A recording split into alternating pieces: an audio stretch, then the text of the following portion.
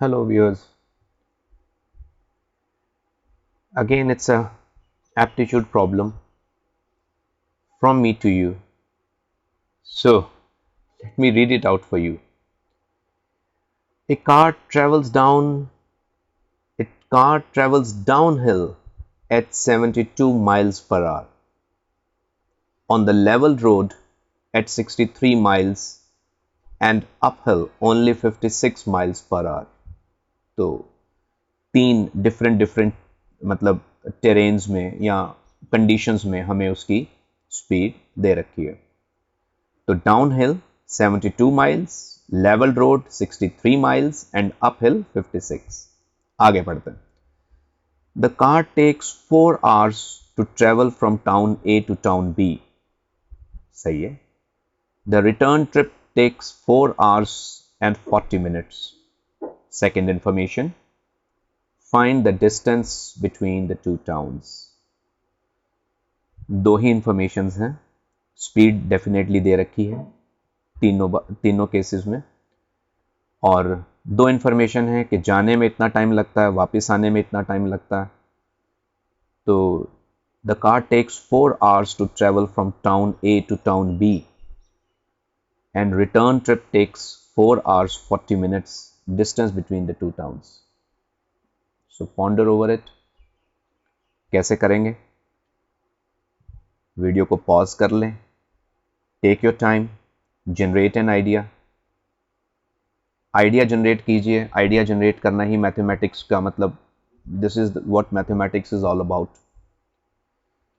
तो सोचिए से आराम से। एप्टीट्यूड प्रॉब्लम है, 11th का कोई स्टूडेंट, 10th का कोई भी, मतलब इन जनरल इस प्रॉब्लम को सोच सकता है। मैं इसका सॉल्यूशन आपके साथ डिस्कस कर रहा हूँ। तो हमें डिस्टेंस निकालना है, तो ठीक है, फिर डिस्टेंस ही अज्यूम कर लेते हैं, कुछ भी अज्यूम कर लेते हैं। तो ये रहा ए और ये रहा आपके पास टाउन बी। तो जैसा आपको ठीक लगे आप वैसा कर लीजिए कि एक्स एक्स माइल्स जो हैं ये अपहिल है। ये आप मान लीजिए कि पहले चढ़ाई है, फिर आप मान लीजिए कि ये लेवल रोड है, लेवल रोड। तो ये वाई माइल्स है, वाई माइल्स का जो डिस्टेंस है वो लेवल है, और फिर जेड माइल्स जो हैं वो फिर डाउन हिल है। तो इस तरह से समझ लीजिए। तो यही मैंने अज्यूम कर लिया कि ए टू बी जो है वो एक्स माइल्स का जो डिस्टेंस है वो हमें अपहिल चढ़ना है, और वाई माइल्स हमें लेवल रोड मिलेगी, और जेड माइल्स। ये सही है। और यकीन मानिए हमने निकालना क्या है, x plus y plus z. हमने डिस्टेंस निकालना है टाउन ए और बी का। ठीक है, फिर इक्वेशंस बनाते हैं। तो टाइम 4 आवर लगा है, तो एक्स माइल्स का ये डिस्टेंस है, और अपहिल जाने में जो स्पीड है वो है 56। तो टाइम हमें मालूम है, speed is the ratio of distance upon time. तो जाहिर बात है टाइम कैसे निकलेगा, distance upon speed, cross multiply कर लीजिए। तो time is equal to distance upon speed. ठीक है, चलिए टाइम की जो वैल्यू आएगी वो निकालने के लिए डिस्टेंस अपॉन स्पीड। तो टाइम हम इस तरह से निकाल सकते हैं। अच्छा चलिए, एक्स माइल्स जो हैं हमारे अपहिल हैं, तो अपहिल की जो स्पीड है वो 56 है। तो distance upon time, distance upon speed, ये आपकी फर्स्ट टाइम की वैल्यू हो गई। तो पहला सेक्शन जो है जर्नी का वो इस टाइम में उसने कवर किया, और दूसरा सेक्शन जो है वो वाई माइल्स का है, और उस समय जो स्पीड है वो 63 है। और तीसरा सेक्शन जो कि डाउन हिल है, उस समय जो स्पीड है वो 72 है, और इन तीनों का सम 4 है। तो ये हमारे पास एक रिलेशन आ जाता है। अब हम बैक जर्नी की बात करते हैं। तो जब हम बैक जर्नी की बात करते हैं तो जेड माइल्स जो पहले डाउन हिल था, अब वो रीजन, वो स्ट्रेच, वो लेंथ अपहिल हो जाएगा जब हम वापस आएंगे। तो जब हम वापस आएंगे तो जेड माइल्स ये अपहिल है, तो अपहिल की स्पीड 72 आएगी।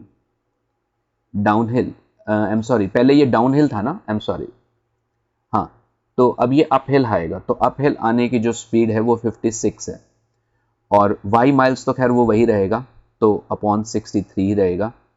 और ये जो x माइल्स है, ये पहले अपहिल था, अब ये डाउन हिल होगा, और डाउन हिल की जो स्पीड है वो 72 है, और इसमें लगते हैं 4 hours 40 minutes, यानी कि 4 2/3। अगर मैं आवर्स में कन्वर्ट कर लूँ 40 को, तो वो इस तरीके से बन जाता है।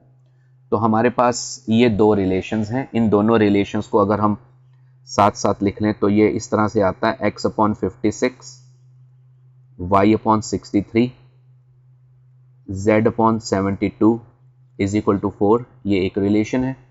और दूसरा जो रिलेशन है वो है z upon 56, then it is y upon 63, x upon 72, it is equal to 12 and 14/3. This is your result number 2. So हमने जो भी हमें वर्ड प्रॉब्लम दी थी उससे हमने मैथमेटिक्स की लैंग्वेज में उसको इक्वेशंस में कन्वर्ट कर लिया। अब हम इन दोनों इक्वेशंस को सॉल्व करना चाहते हैं। याद रखिए आपका ऑब्जेक्टिव क्या है, x, y, z की वैल्यूज निकालना आपका ऑब्जेक्टिव नहीं है, आपका ऑब्जेक्टिव है x plus y plus z को निकालना। ऑब्जेक्टिव बिल्कुल क्लियर रखिएगा, वो मैं इसलिए कह रहा हूं क्योंकि इक्वेशंस हमारे पास दो ही हैं और वेरिएबल हमारे पास 3 है, तो दो इक्वेशन से 3 अननोन सॉल्व नहीं हो सकते। तो नंबर ऑफ वेरिएबल्स मतलब इसके इनफाइनाइट सॉल्यूशन आएंगे अगर आएंगे तो, लेकिन एक्स वाई जेड शायद हम नहीं निकाल सकते। तो किस तरीके से हम इसे सॉल्व करेंगे? एक तो कई बार मन में ख्याल आएगा कि इनको हम सब्ट्रैक्ट कर दें। बिल्कुल, सब्ट्रैक्ट करने से y की टर्म एलिमिनेट हो जाती है, वो एक अच्छा आइडिया है। आपको x और z में रिलेशन मिल जाएगा, लेकिन वो आपके काम नहीं आने वाला, आप करके देख सकते हैं। खैर, फिर करना कैसे है इस क्वेश्चन को? अगर आप इस क्वेश्चन को अच्छे से समझना चाहते हैं तो इसका जो राज छुपा है वो इसके डिनोमिनेटर्स में ही है, इसकी फैक्टराइजेशन में है। मतलब अगर आप इनको ऑब्जर्व करें, 7 और 8, जी 56, y 7 9 63, and z 8 9 72, it is equal to 4। मेरे ख्याल से हमें एलसीएम ले लेना चाहिए। तो जब आप एलसीएम लेते हैं 7 इंटू 8 इंटू 9, तो जब आप एलसीएम लेते हैं तो ये आ जाता है 9x plus 8y, 9x plus 8y plus 7z is equal to 4. So please cross multiply 9x plus 8y plus 7z is equal to 4 into 7 into 8 into 9. That's right. तो जो पहला रिलेशन था आपने उसे जब सिंप्लीफाई कर लिया तो वो इस तरीके से दिख रहा। यहां पर भी प्लीज जरा एलसीएम लीजिए, सेकेंड रिलेशन को भी। 56 7 8 56, then it is y 9/7 and 8/9, it is 72, it is 14/3। मुझे एलसीएम अब लेना आसान हो रहा है। 7 इंटू 8 इंटू 9, तो 7 और 8 तो ये बनेगा 9z, 7 और 9 8y, और ये आपके पास 7x, it is equal to 14/3। So please इसे जरा क्रॉस मल्टीप्लाई कर दीजिए। So you get 7x plus 8y 9z, it is 14/3 into 7 into 8 into 9। तो अगर आप सिंप्लीफाई करना चाहें तो 9 और 3 कैंसिल हो जाएगा, 14 into 7 into 8 into 3। That's okay with me. So it happens to be 7x plus 8y plus 9z is equal to 7 into 8 into 14 into 3। This is your result number 2। तो सेकेंड इक्वेशन को आपने solve कर लिया। तो अब ये दो equations हैं और 3 अननोन हैं। इस तरह के हालात के अगर सॉल्यूशंस आएँ तो इनफाइनाइट सॉल्यूशंस भी आ सकते हैं, लेकिन इनफाइनाइट हो या फाइनाइट हो, मतलब हमें तो सॉल्विंग समझ में नहीं आ रही कि कैसे हम निकालें इसकी वैल्यू। तो यकीन मानिए ना हमें x निकालना है, ना y निकालना है, ना z निकालना है, हमने उनका सम निकालना है। तो एडिंग 1 एंड 2, तो एडिंग कर दीजिए 1 एंड 2 की, एडिंग 1 एंड 2। इनको सब्ट्रैक्ट करने से y एलिमिनेट हो जाएगा, समझ आ रहा है हमें, लेकिन that will not serve the purpose. तो जब आप इनको ऐड करते हैं तो ये आता है 16x plus 16y plus 16z is equal to 7 into 8 into 9 into 4 plus 7 into 8 into 14 into 3। तो मेरे ख्याल से 16 common, it is x plus y plus z. यहां से मेरे ख्याल से आप 7 और 8 तो आप कॉमन ही निकाल लीजिए, 7 भी कॉमन निकाल लीजिए, 8 भी कॉमन निकाल लीजिए, और 9 और 4 तो मेरे ख्याल से उसके बाद आप 2 भी कॉमन निकाल लीजिए। तो ये सब चीज़ें जब आप कॉमन निकालते हैं तो ये बनता है 18 प्लस 7 और 8, और आपने 2 कॉमन, ये 21। This is all we get. तो मेरे ख्याल से अब x plus y plus z बड़े आराम से निकल जाएगा। 7 into 8 into 2 upon 16, and this happens to be 39।